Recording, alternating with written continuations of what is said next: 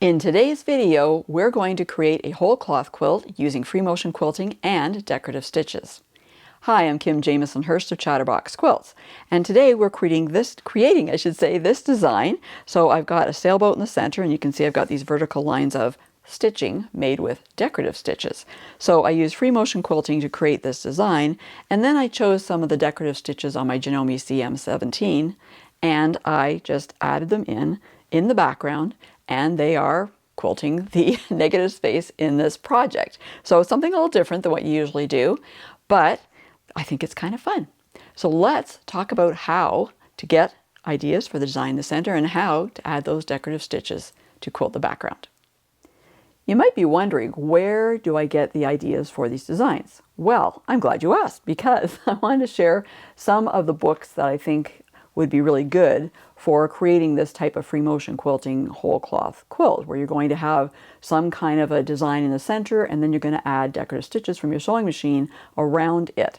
So if you have books that have different quilting motifs in them, those are perfect. So for example, this one here, this is 501 Quilting Motif, Designs for Hand or Machine Quilting, from the editors of Quilt Maker magazine. So this book has been around for a few years, and it's got all kinds of continuous line and other types of motifs in it.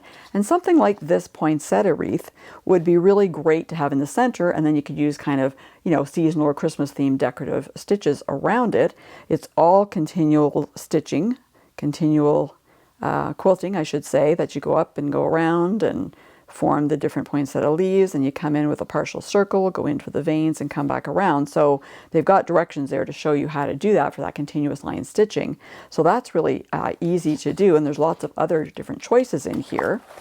But you may not have thought about taking, a machine quilting motif and use it as just a central motif in a whole cloth. This is Free Motion Machine Quilting 123 by Lori Kennedy.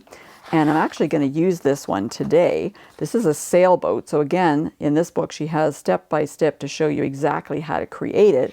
And it looks kind of complicated. It's not really. It's actually simpler than you think.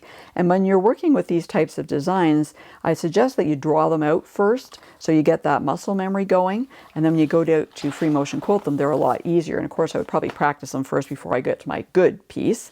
There's another book from Lori Kennedy, more Free Motion Machine Quilting 123.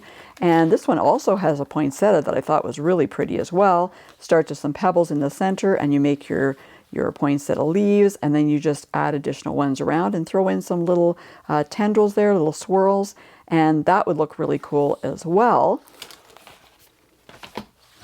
And then Laura Lee Fritz has ones that are almost like little scenes in themselves, these motifs.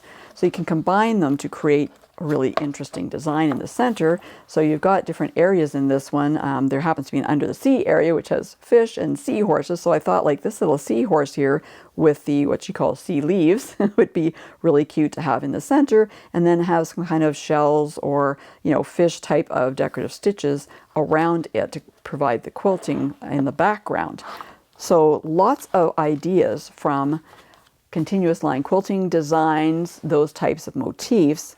But you could also look, if you are into applique like I am, you may have applique books that are just perfect designs as well to do just as an outline using free motion quilting. So for example, you have these different cats. Obviously, this is Claire's Cats, Volume 2 by Darcy Ashton, and it's full of cats, obviously. So you can see here that you could just do the free motion quilting around the cat. You can go in to do some of these additional design elements and just use that outline as your free motion quilting design. Now, if you're using some of these particular patterns, you might want to trace these first onto your fabric, and I've done that with one of her designs here onto this blue fabric. So I've just used a Sharpie marker. You could use a water-soluble or heat erasable marker if you wanted to, and a light box to draw that on your top, and then you would be filling in around it with your decorative stitches. So if you have applique books, those also are great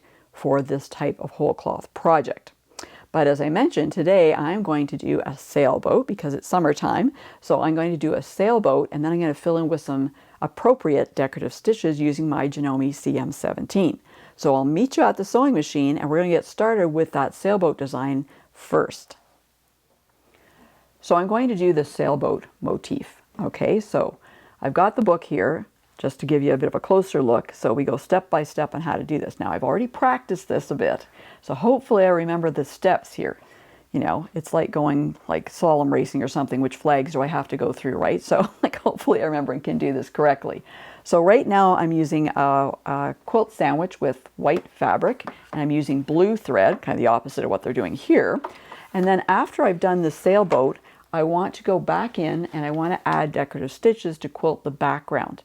So first I'm going to do the sailboat in the center, and then I'm going to change thread because I want a different color for the decorative stitches, and I have to choose those decorative stitches too.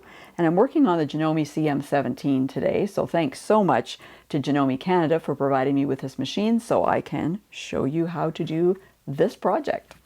All right, so let's get started here. All right, so let's start making the sailboat. Keep your fingers crossed. I remember all the steps.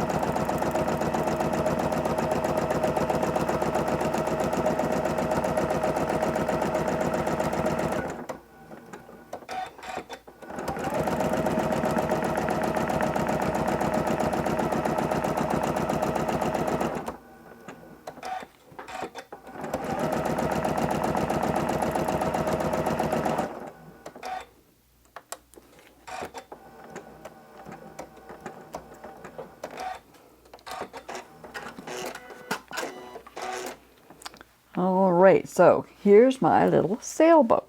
So I think it looks pretty good. I think I remembered all the steps. I hope so. Well, doesn't matter. It's done now. So we've got that there.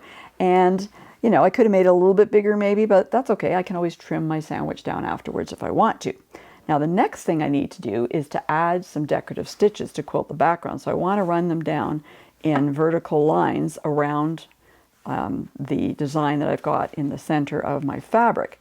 So I need to make a few changes to do that on the machine. I've currently got it set for free motion quilting, but I want to change it because I'm going to use the decorative stitches on this machine.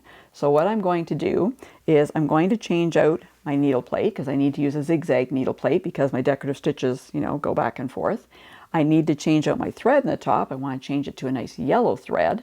And I also need to figure out what decorative stitches I'm going to use. And I've already kind of taken a look at that, so I can share some of those with you.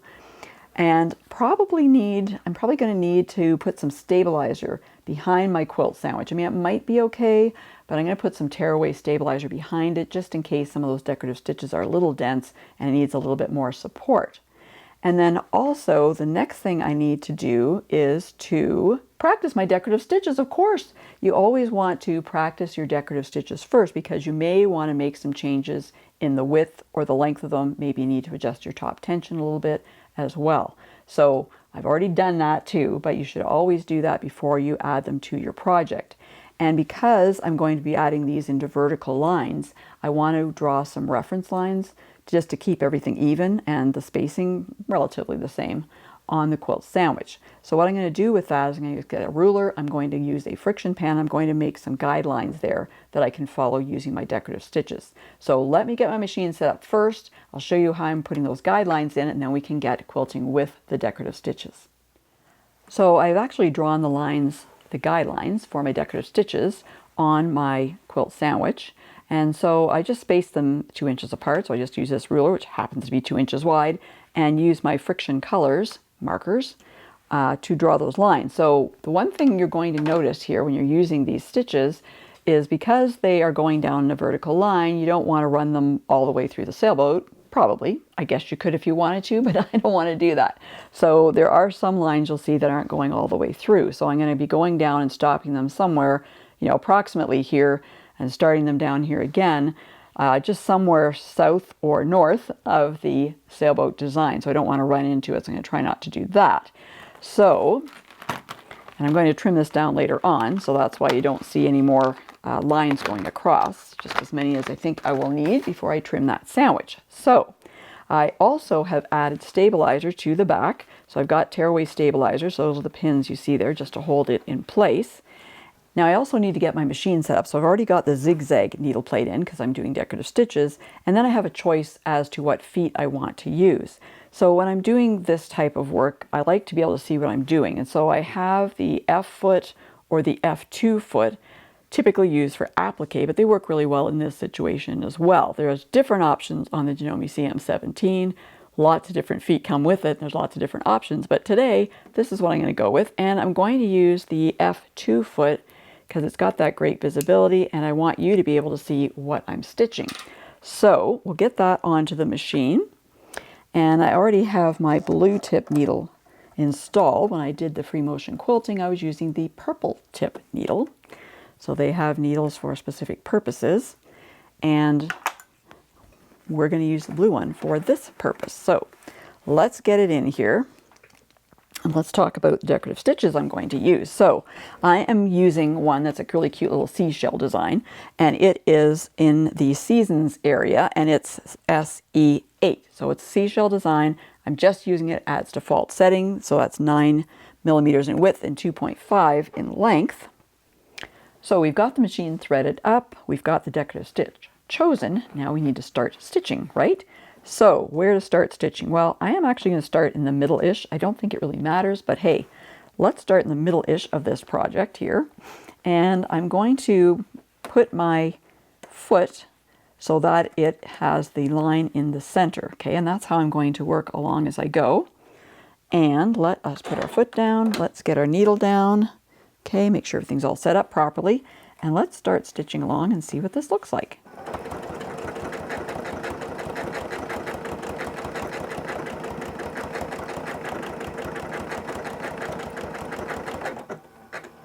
I'm just going to get my thread out of the way here so it doesn't get stitched into the design. All right, we'll just keep going.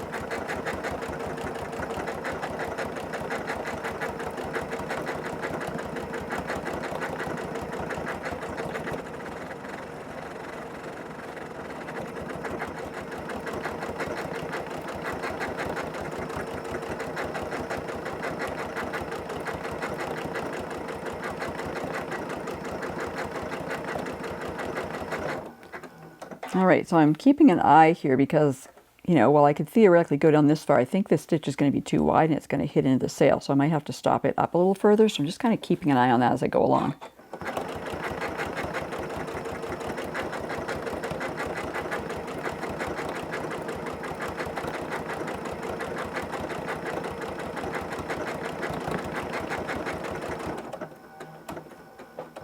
All right, so I'm stopping it there right now, and I think if I go the next one, I don't know. I think I'm going to stop here. Better safe than sorry, right? But I think what's going to happen is I would go a little bit further down, and I'm sure I'm going to run into, with the width of what that is, I might just sneak another one in, but I might actually hit in the sail, and I don't really want to do that. So we've got that going along like that, so that's quite pretty. I like that. And then, of course, I'd have to continue on below here.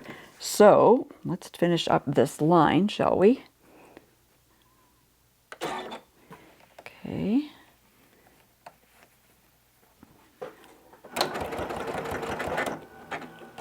And I'll trim that off later.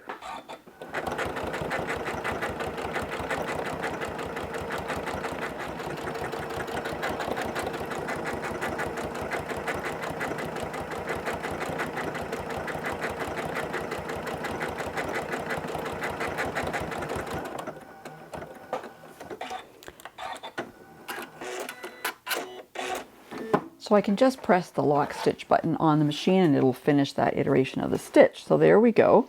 We've got the seashells. Oh, I'm liking those. I think they look quite fun. But there's other designs too that I think would be really fun with the sailboat, because we have more than one shell actually.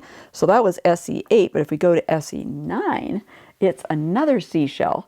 So why don't we try that one and see what that looks like? And how about we go a little further this time? I'll go over here and we'll do the same thing, kind of centering around that line. I mean, I could have also gone this way because I know the stitch starts here, and I could have run that straight line that I did with the shells. I could have run that along the blue line, but it doesn't really matter. Those lines are going to be gone afterwards, so it doesn't really matter as long as I do kind of the same thing with each of them as I start going. All right, let's see what we can do with this particular one and see what it looks like.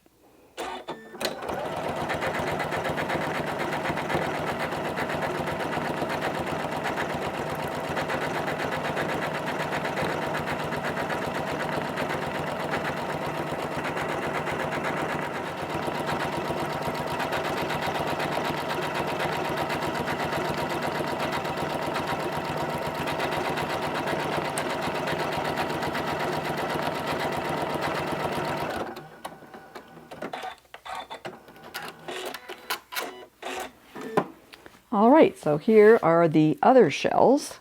So you've got two different kinds of shells, kind of appropriate for sailing, I think. So I want to fill in some more with these, so I'm going to do that, and I'm going to come back and show you what that looks like.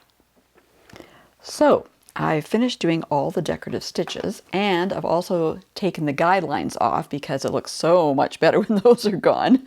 At first you kind of go, oh dear, but when you take those away you go, oh wow, right? So as you can see, we've got the different seashells here, so all I did was alternate them between the two different kinds as I went across, and you know, skipping the sailboat here. As I said, I could maybe put one more in there, but I thought better safe than sorry. So all that's left to do now is to decide how big I actually want this, trim it down and bind it, and I've got a nice wall hanging that I can use to display in my studio. So thanks so much for watching today. Before you go, I want to say a big thank you to my Patchwork Pals. Those are quilters who are in my Patchwork Pals YouTube channel membership, and they help to support my Chatterbox Quilts YouTube channel with their monthly subscription. They get first access to all my videos. They also get priority in the comments, and they get lots of other fun perks for their monthly subscription. If you're interested in joining the Patchwork Pals, just click on the join button below this or any of my videos, and you'll get all the details, and you could even join us today. Thanks for watching. If you enjoyed this video, please give it a big thumbs up, and remember to subscribe and hit the bell so you'll be notified the next time I release a new video. And for more helpful quilting information, be sure to go to my website at www.chatterboxquilts.com.